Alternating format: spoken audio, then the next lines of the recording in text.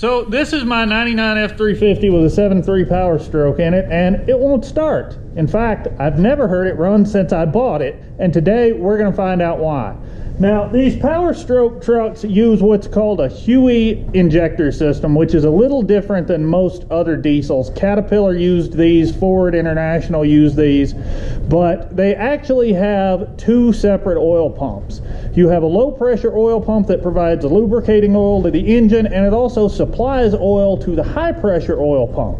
The high pressure oil pump uses high pressure oil to cause the fuel injectors to open and fire. The IDM, or injector driver module, sends an electrical signal to each injector that allows a valve to open to cause the high pressure oil to cause the injector to open and inject fuel into the cylinder. It's more complicated than it really had to be, but that's what Ford did, and it worked. There are a couple of different types of no-start problems. Type number one is it doesn't turn over at all. I'm not going to worry about that, because if your truck is not turning over at all, look at your batteries, look at your starter, look at your neutral safety switch. It's going to be something really basic right in there. If your truck is turning over but still not starting, we still have two different paths we can go down, and it all depends on whether or not you're getting smoke from the tailpipe. If you are getting smoke from the tailpipe, you are getting some amount of fuel into the engine, and it's just not able to burn completely or burn properly.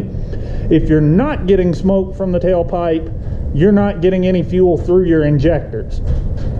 If you are getting smoke, you want to look at your glow plugs, you want to look at things like that. If you're not, which is the situation I've been in, you got to back up and do some other diagnostic work first.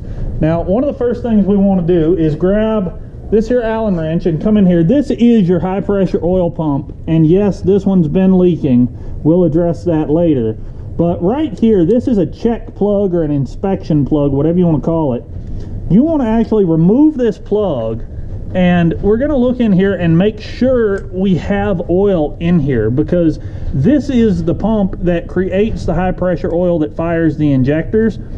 If there's no oil in here, we need to look at our injection pressure regulator, we need to look at our low pressure oil system, we need to kind of backtrack a little bit. But as I think you can see, there is oil in there, and just in case, I'll dip the Allen wrench down in there and you can see, yep, we have oil in our high pressure oil pump. Now, there was a kind of a fad that went around a few years ago. Guys were trying to do what they called a top end oil change on these trucks, where they would take a little vacuum pump, and when they changed their engine oil and drained it out at the bottom, they would take their vacuum pump and drain like the quart, 2 quarts out of this thing that it does hold. You can do that if you really want to. It doesn't hurt anything, but in my opinion, it's an unnecessary extra step. It's a great thing to do if you just want to feel like you did something, but that oil circulates through the entire oil system. It's not trapped in the high pressure system, so it will get mixed in with your new oil and diluted a little bit, and it's just not a big deal. Like I said, it doesn't hurt to do, but not necessary. So we have oil in our high pressure oil pump. The next thing we're going to look at is our injection controlled pressure sensor, because just because this thing is sending high pressure oil does not necessarily mean the truck is receiving it and seeing that. And our ICP sensor is this one right here in the driver's side head, and I can already tell you this sensor is bad, and I can say that because it's wet. This is an oil pressure sensor. It sees oil pressure on one side and translates that into an electrical signal. And when oil starts getting through that sensor the way it is now, and we know oil is getting through it because, one, we can see wet oil around it, but two, if we pop the plug itself out, there's oil all in that connection. So regardless of whether or not it's our entire problem, that ICP sensor is bad and does have to be replaced. But how can we test that? There are a couple of different ways to test that if maybe yours is not leaking oil like this one is. If you have a scanner you can plug in, you can look at that while you're cranking and see what the value is. If you don't have a scanner, unplug it.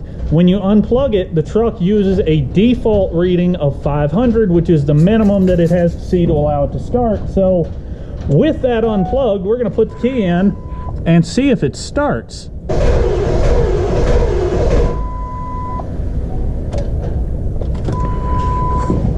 Well, we're getting smoke. This is closer than I have been up to this point.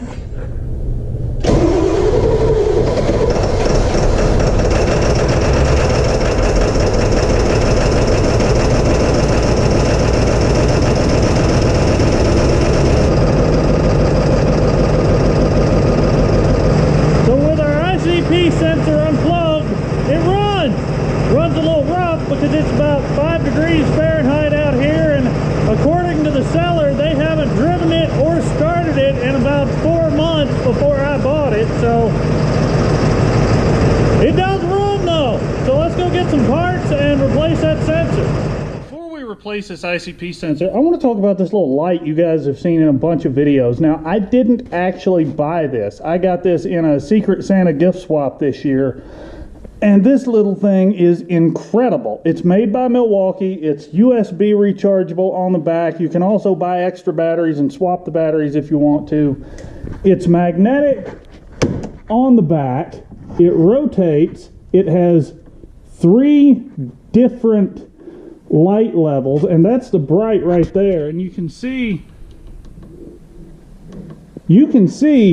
just how much of a difference this thing makes. It's got this clip too, and it's small enough that if I could turn it off, I can stick it in a coat pocket, no problem. So normally when I find something really cool like this, I put a link to it on Amazon for you guys, but I'm not doing that with this light.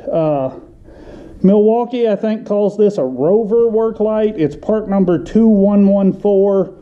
Right now, it's $83 on Amazon, and it's like $69 everywhere else. So, Home Depot has it, CPO Tools has it online. Pretty much anywhere, just search for Milwaukee 2114. It looks like it's $68, $69 pretty much everywhere but on Amazon. So, don't buy that on Amazon for $83. Go pay $70 somewhere else. Now, with that said, let's replace this sensor. Okay, so we got 2 different designs of ICP sensor here. This is the original, or, well, at least the old one we're removing. How about that? I don't think it's probably original, but it uses a 5/8 hex down there right above the threads that you can see right there like so. And I took that loose with a 5/8 crow's foot wrench. The new one we're putting in is a Dorman part number 904500. I will link to that in the description if it's on Amazon. If not, I bought this one at O'Reilly's, but it's an 1 1/16 hex. On these ICP sensors, you don't need to do any type of thread sealer because they are an O-ring seal. Your new sensor should come with a new O-ring on it right at the base. I just use that crow's foot as its own little wrench to snug that up, and I'm just gonna double check with the ratchet and make sure it's gonna seal.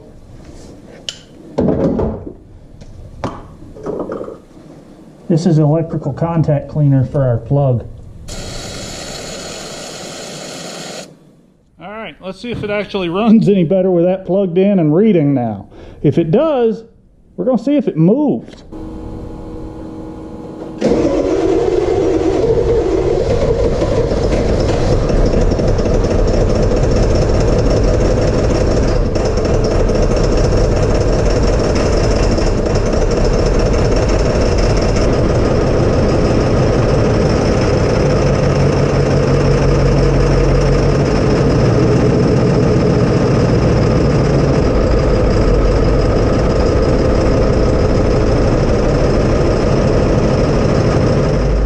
So now that we know it runs and moves, we can look at our next 2 problems, which are both kind of related. We have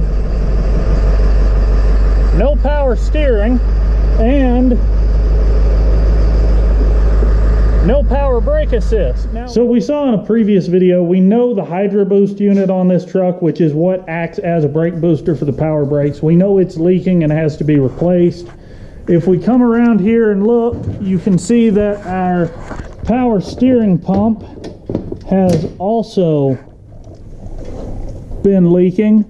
So we're gonna go ahead and replace that as well. So we've got a really fun build here, and once we get this thing reliable, the next job is gonna be to replace this actually rougher than it looks factory pickup bed. Hi, Ivy.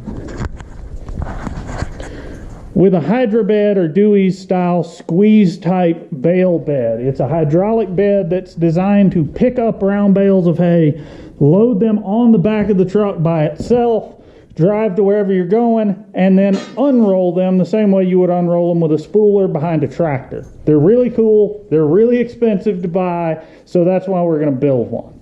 So subscribe if you want to see how all this pans out. Thank you for watching, and more later.